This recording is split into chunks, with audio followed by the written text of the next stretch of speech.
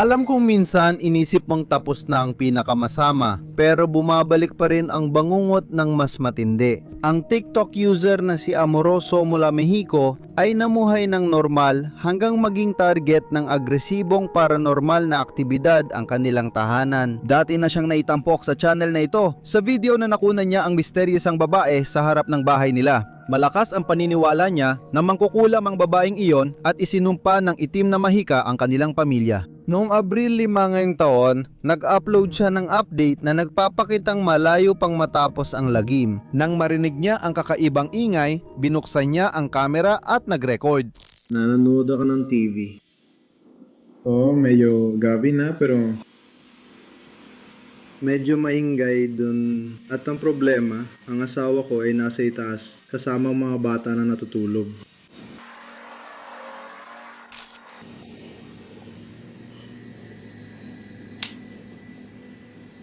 Panoorin nyo kung paano gumagalaw ang sofa. Alauna na ng umaga mga kaibigan. Sa totoo, medyo kinakabahan na ako. Kita-kita naman na gumagalaw siya, gumagalaw talaga. Pagpasok ko, bigla siyang tumigil, tingnan nyo. Pakinggan nyo yung mga kalabog. Nagsimula na yung mga kalabog. Grabe talaga ito. Sa totoo, kinakabahan talaga ako dito. Parang may tao sa kusina mga kaibigan. Sa totoo lang. Hindi ko alam kung lalapit ba ako o hindi mga kaibigan. Sa totoo lang.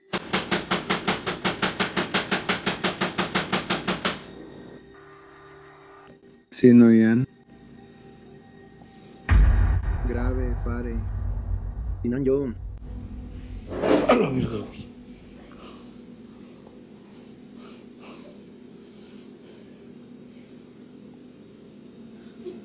Putsa. Ano yan? Putang ina.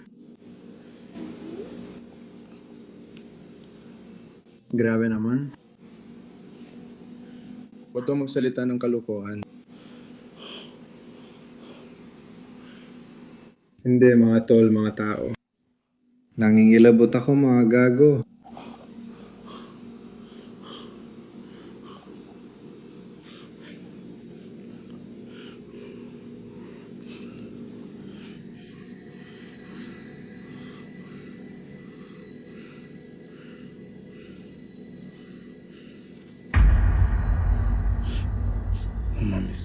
Utang ina sa nanay mo. Ang kwarto ay nababalot na nakakabahalang bilim. Sinimbihan ni Amoroso ang ilaw at nandoon. Isang kahoy na rocking chair ang maraas na gumagalaw mag-isa. Wala namang humahawak dito. Biglang may malakas na kalabog na sumira sa katahimikan mula sa pintuan. Sinubukan niyang manatiling kalmado. Lumabas siya sa pasilyo, ngunit muling umuga ang rocking chair at may nakakatakot na tawa na umalingaw-ngaw sa likod niya. Nataranta siya, sumilip sa bintana at nakita ang madilim na figurang nakatitig sa kanya mula sa kalsada sa gabi. Takot na takot, tumakbo si Amoroso sa hagdan. Ngunit ang parehong nakakatakot na tawa ay tila nasa batok na niya bago maputol ang video. Walang nakakalam sa nangyari pagkatapos noon. Ikaw, bubuksan mo ba ang pinto o tatakbo palayo? Malamang naranasan mo na ring maramdaman na may nakatingin sa'yo mula sa dilim ng bahay. Si Michael at ang binatilyo niyang anak, ilang buwan na nilang tinitiis ang mga kakaibang ingay gabi-gabi, kusang kislap ng ilaw at biglang lamig ng paligid. Pero may parte ng bahay na mas nakakatakot, ang basement. Sawa na silang matakot nagpasya silang bumaba at harapin ang nandoon. Tignan mong mabuti. Sandali lang.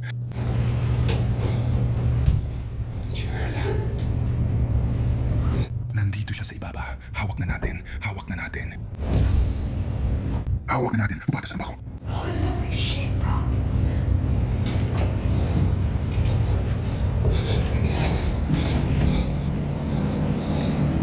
There's a bunch of broken glass everywhere. Okay, we're gonna continue this way too. Manatili kang malapit sa akin.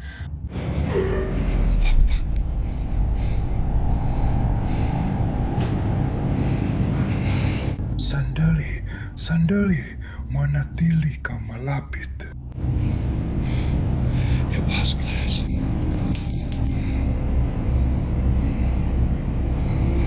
move, don't move, don't move. Where'd you fall? Where'd you fall? Alam ko. Diyos ko, naamoy mo ba yon? Did you fart? But it's super cold down here too. It's winter time. Why are they whistles? Never stop.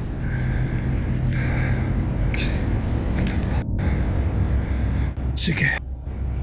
Magpapaligsahan tayo para sa kanya. Why did they try to possess you were dying first? It's gonna just go shit.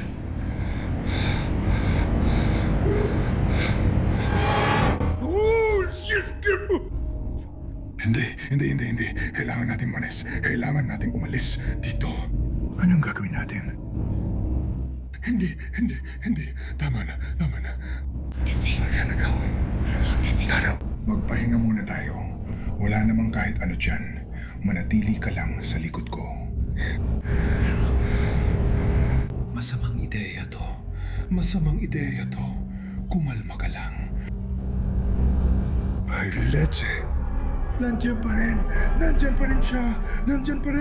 Leche, anong gagawin natin? Pagkababa nila ng hagdan at pagpasok, naamoy agad ng anak ang nakakasulasok at hindi matiis na amoy ng nabubulok. Basag na salamin ang nakakalat sa sahig. Nagbababalaan silang huwag gumawa ng bigla ang galaw. Hindi normal ang lamig sa loob ng bahay. Sa isang madilim na sulok, may figurang nababalot ng anino na nakatayo nang hindi gumagalaw. Hugis tao ito, ngunit halos di makita sa dilim. Alam nitong nandoon sila at ramdam nilang pinagmamasdan sila nito. Nilamon sila ng takot at agad tumakbo palayo sa bahay.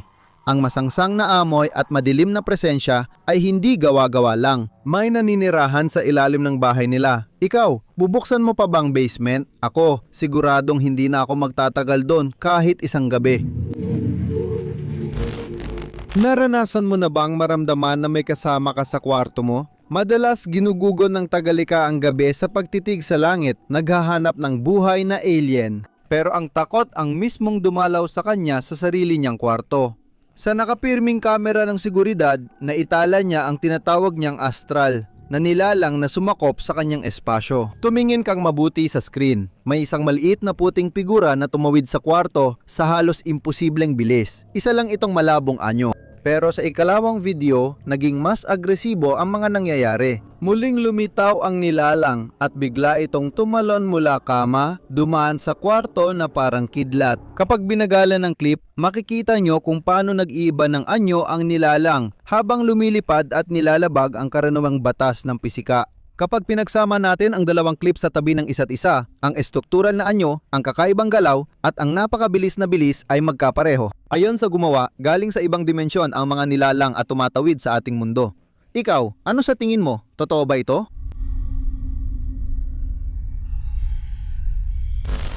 Matagal nang itinuturing ang salamin na lagusan sa di alam at bintana sa di maunawaang dimensyon. Ang makikita mo ngayon ay magpapatindig ng balahibo mo. May dalagan nag-aayos ng lumang salamin. Sa una ay normal, pero napansin niyang minsan ay hindi tumutugma ang refleksyon sa totoong nangyayari. Nagpasya siyang subukan ito at i-video. Tingnan ninyong mabuti ang nasa likuran. Ito ay isang lumang salamin na inayos ko at nangangako ako na minsan may mga bagay akong nakikita sa refleksyon ng salamin na wala naman talaga doon. Kaya, maglalakad-lakad ako pabalik-balik pero curious ako kung may makikita kayong iba na baka hindi ko napansin. Kaya, simulan na natin. Narito ang mirador. Kaya, yun ang background.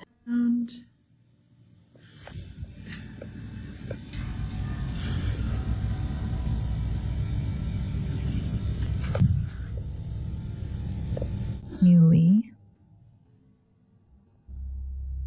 ang aking apartment. Mag-comment kung may mapansin kayong kakaiba o di akma. Ikinikilos niya ang kamera. Tahimik ang apartment niya. Binalik niya ang focus sa salamin. Tingnan mo ang refleksyon. Kita mo ng malinaw ang isang nakakatakot na manika na nakaupo sa sofa. Pero nang mabilis niyang iniikot ang kamera para tingnan ang totoong sofa, ito ay ganap na walang laman. Isa lang ba itong simpleng panlilin lang ng ating persepsyon? Baka may nakuha ang kamera na di natin nakikita. Di ko alam gagawin mo, pero ako, tatakpan ko ang salamin na yung gabi. May mga bagay na mas mabuting hindi na lang tingnan ng malapitan. Minsan, ang paghahanap ng paranormal ay parang pag-anyaya ng kamatayan sa sarili mong bahay. Ang channel na Paranormal Witness mula sa England ay nag-explore ng mga abandonadong bahay para maghanap ng hindi may kakailang ebidensya. Sa bidyong ito, umupo sila sa sala ng isang bahay na kilala sa pagkakaroon ng isang napakadilim na presensya. Tahimik silang nakaupo habang hinahamon ang entidad. Sabi nila, pinayagan nila itong buksan ang mga drawer. Tapos, biglang tingnan mo ang screen. Narito ang isang bata. Halika at buksan mo. Halika at maglaro. Pinapayagan kitang buksan ang mga drawer na ito. O mga cabinet na ito.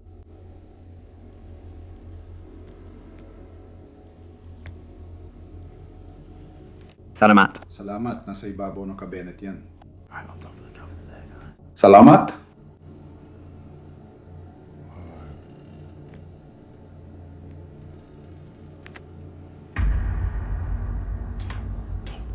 Ay, Diyos ko.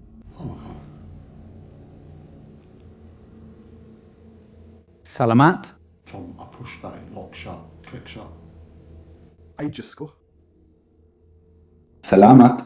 Nonamod, pwede ba tayo magtakda ng 1 oras at 35 minuto? Kusang bumubukas ang pinto ng kabinet ng telebisyon ng banayad, kalkulado at nakakakilabot. Pinaganda ang kuha at nag-zoom in sa mga bisagra. Walang sinulid, alambre o anumang mekanismong makakabit sa kahoy. Walang anumang lohikal o natural na paliwanag para sa puwersang humila sa pintong iyon.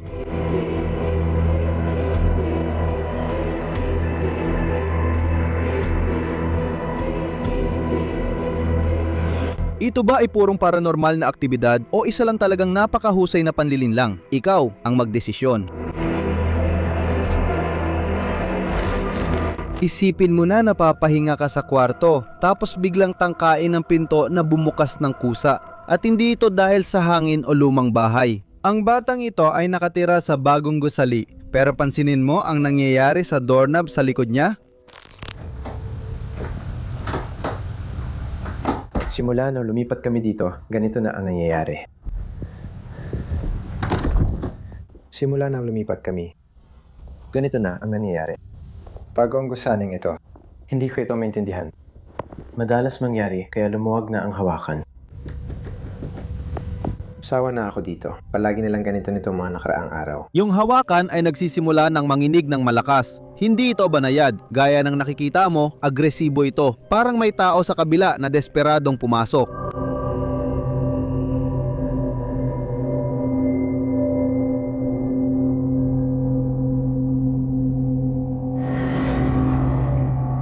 Siya na sobrang pagod na ay umamin na hindi ito isang beses lang nangyari. Palagi raw itong nangyayari simula nang lumipat siya sa bahay na ito. Walang hangin o natural na pagyanig na makakagawa noon. Dahil walang logical na dahilan, may natitira tayong nakakabahalang tanong. Sino o ano ang pilit na sumusubok pumasok sa kanyang kwarto? Nagparamdam muli ang Haunted House Channel mula Inglaterra. Naranasan ng lalaking ito ang impyerno ng poltergeist. Pagkatapos bumili ng misteryosong maskarang Aprikano, nawala siya ng ilang buwan at tila kumalma ang lahat hanggang ngayon lang. Howie mula sa trabaho. Tignan niyo ito. Ano ba to?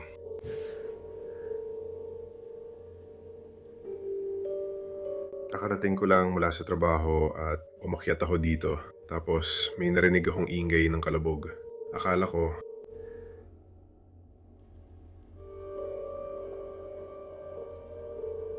Grabe! Siguro dong gumagalaw yon.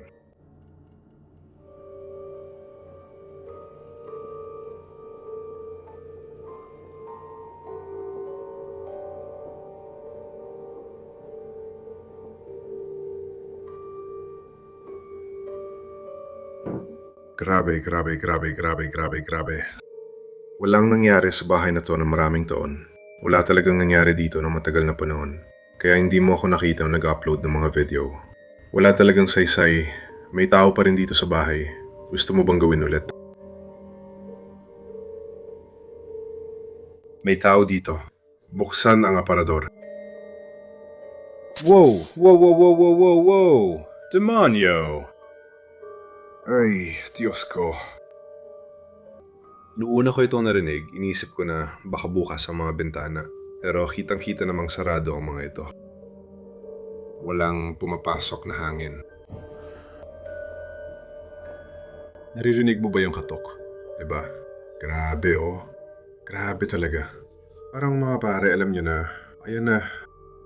Sige, ipapakita ko. Pero tingnan mo, kilala ko silang lahat.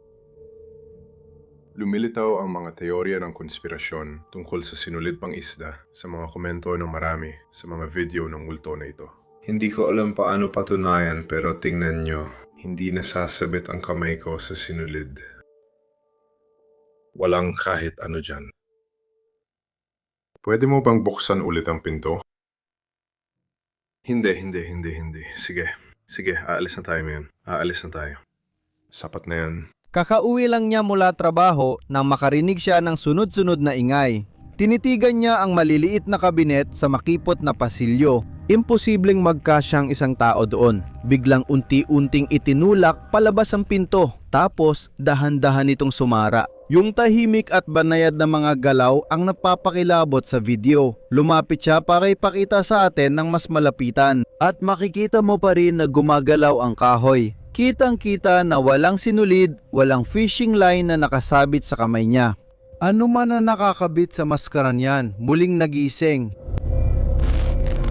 Kung araw-araw sa parehong oras, may naririnig kang ingay sa bahay mo, iimbestigahan mo ba? O ilalak mo na lang ang pinto? Dalawang magkaibigan ang natulog sa apartment ni Will.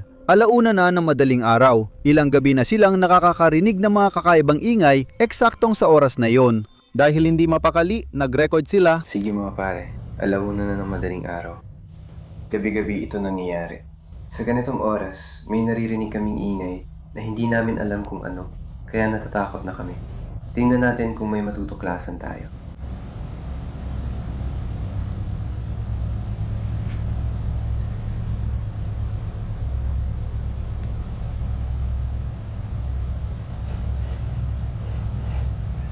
Naririnig mo ba yon?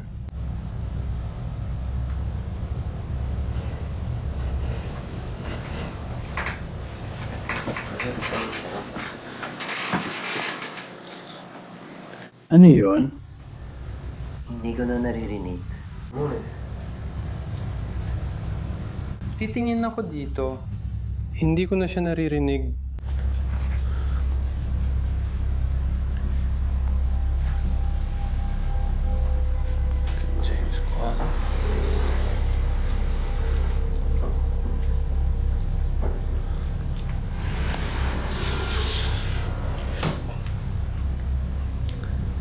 Sa tingin ko, huminto na siya. Naglalakad ang grupo sa pasilyo, ginagabayan ng tunog papunta sa madilim na sulok ng bahay malapit sa aparador. Dumating sila ron at bumalot ang nakakabinging katahimikan. May biglang mabibigat na bagay na ibinagsak sa sahig ng ubod ng lakas, kahit wala namang ibang tao. Takot na takot sila kaya tumakbo para iligtas ang sarili. Hindi na sila naglakas loob bumalik o sumilip. Hanggang ngayon, wala pa rin silang lohikal na paliwanag. Parang may dinakikitang puwersang nadala sa kanila sa pasilyon para ipakita ang kapangyarihan nito. Ikaw, lalabas ka pa ba para silipin? Mula Saudi Arabia, pinaalala ng mananaliksik na si Ganim kung bakit tila Russian roulette ang pagpasok sa madidilim na abandonadong gusali. Nag-live siya sa Snapchat pero may pumilit sa kanya na biglang putulin ng gabing iyon.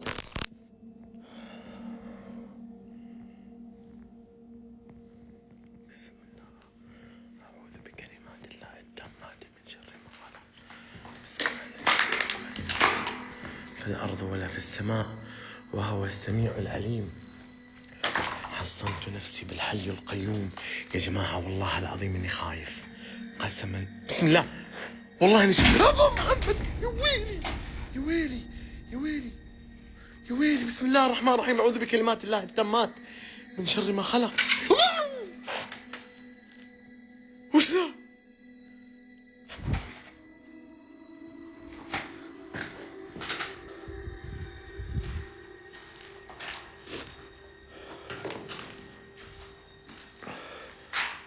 لا إله إلا الله لا إله إلا الله. ثم بسم الله.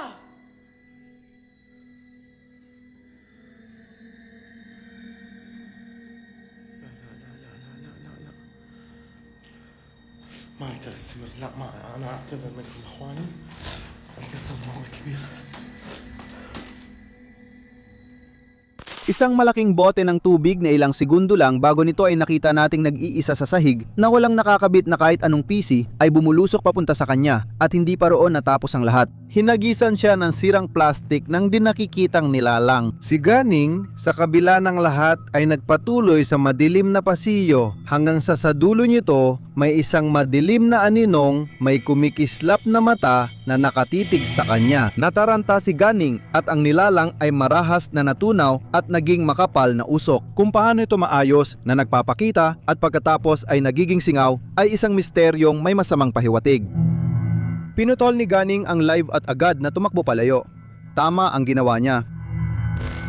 Itong kasong ipapakita ko sa inyo ay sobrang nakakabahala. Makinig kayong mabuti. Isang gabi sa Peru, may natanggap na tawag ang isang patrolya ng pulisa. Isang boses na basag at puno ng takot. Sinasabi niya na may nakakatakot na gumagala sa malapit na dalampasigan. Agad rumesponde ang pulis. Ang dalampasigan ay walang katao-tao, madilim at napakalamig. Tanging ugong ng alon lang ang maririnig. Bumaba ang pulis mula sa sasakyan, sinimula niyang saliksikin ang itim na buhangin gamit ang kanyang flashlight at biglang may narinig silang mga sigaw.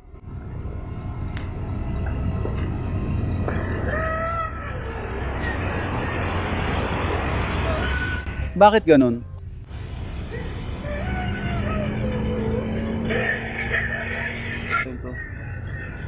Ang mga sigaw, naririnig pa rin ang mga sigaw. Sa malayo. May isang tao sa ibaba.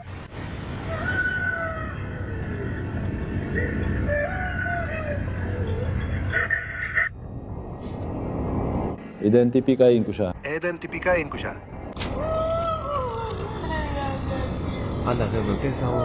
Paps, inakit sa dyan, Cholo. Tingnan natin kung si La Llorona o El Lloron ito. Pero parang Llorona na halo kay Lloron, sigaw lang ng sigaw at di natin alam kung ano siya. Isasagawa na ang pagtukoy. Pinapasok niya sa... O Gino, magpakilala po kayo! Gino! Magpakilala po kayo, Gino! Nakikinig ba kayo kasama? Gino, magpakilala po kayo! Gino! Oo, tiwala lang. Gino, magpakilala po kayo! Gino! Makinig kayo, Kai? Gino! Magpakilala ka, Gino! Nakikinig ka ba kasama? Gino, magpakilala ka! Gino! Oo, nakitiwala. Gino, magpakilala po kayo! Gino! Pakinggan ninyo si...